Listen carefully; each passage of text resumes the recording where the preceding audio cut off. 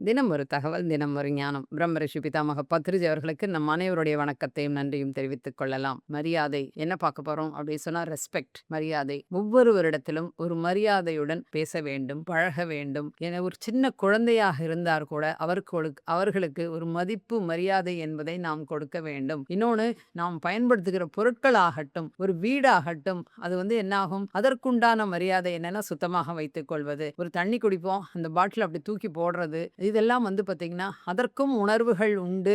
அதையும் நமக்கு என்ன பண்ண, அதற்கும் மரியாதை கொடுக்க வேண்டும். ஒவ்வொரு மனிதனுக்கும் கொடுக்க வேண்டும். செடி கொடிகளுக்கும் போம்போதே அப்படி பிச்சுட்டு போறது, அதுக்கப்புறம் காலால மிதிச்சுட்டு போறது, இந்த மாதிரிலாம் செய்வோம். அதெல்லாம் அப்புறம் விலங்கினங்கள், இது ரொம்ப அவங்க என்ன ஒரு சின்ன பூச்சியா இருந்தா கூட அதற்கு அது வழியில அது போகட்டும், அதற்கும் மரியாதை தர வேண்டும். ஒவ்வொருத்தருக்கும் ஒரு பெரியவங்க கிட்ட தான் இல்ல, சின்ன குழந்தைங்களுக்கும் இந்த மரியாதை என்பதை கண்டிப்பாக நாம் சொல்லித் தர வேண்டும்.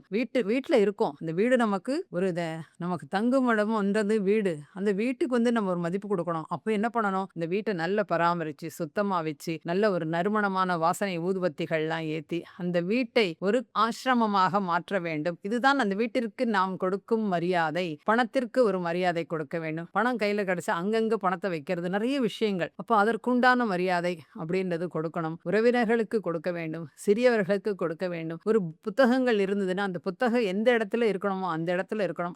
அதற்குண்டான மரியாதை, ஒரு குருவிற்கு மரியாதை, ஒரு எல்லாவற்றிற்கும் மரியாதை என்பது கண்டிப்பாக நாம் கொடுக்க வேண்டும். அதே போல் நம்மளுடைய மரியாதையும் நாம் இழக்கக்கூடாது. செல்ஃப் ரெஸ்பெக்ட், சுயமரியாதை. ஒருத்தர் வீட்டுக்கு போறோம், அவங்க அவமானப்படுத்துறாங்க அப்படின்னு சொன்னா நமக்கு அது தேவையில்லை அப்படின்னு வெளியில வரணும். ஏன்னா நமக்குமே ஒரு செல்ஃப் ரெஸ்பெக்ட் என்பது வேண்டும். கண்டிப்பாக மரியாதை, சுயமரியாதை கூட நாம் அதை இழக்க வேண்டாம். கண்டிப்பா அவங்க என்ன வேணா பேசட்டும் அப்படின்றது இல்லாமல் நாம் ஒதுங்கி இருக்க பழக வேண்டும். முக்கியமான ஒன்று, எந்த ஒரு விஷயத்துக்கும் நம்மளுடைய கார் ஓட்டுறோமா, அந்த காரை சுத்தமா வச்சுக்கிறோமா, காருக்கு உண்டான மரியாதை. ஏன்னா நம்ம வெளியில போறோம், வெளியில போகும்பொழுது நமக்கு அந்த கார் தேவைப்படுகிறது, அதற்கு ஒரு மரியாதை. சாப்பாட்டிற்கு ஒரு மாதிரி, சாப்பிடும் பொழுது சாப்பாட்டை மட்டும் கவனித்து சாப்பிடுகிறோமா, இந்த சாப்பாட்டிற்காகத்தான் நம்ம இத்தனை வேலை பார்க்குறோம், இவ்வளோ அலையிறோம், அப்ப சாப்பாட்டிற்கு உண்டான மரியாதை நாம் கொடுக்க வேண்டும். தண்ணி குடிக்கிறோமா, அப்படி தண்ணி குடிச்சிட்டு அப்படி தூக்கி போடாம இந்த தண்ணீருக்கு உண்டான மரியாதையை நாம் கொடுக்க வேண்டும்.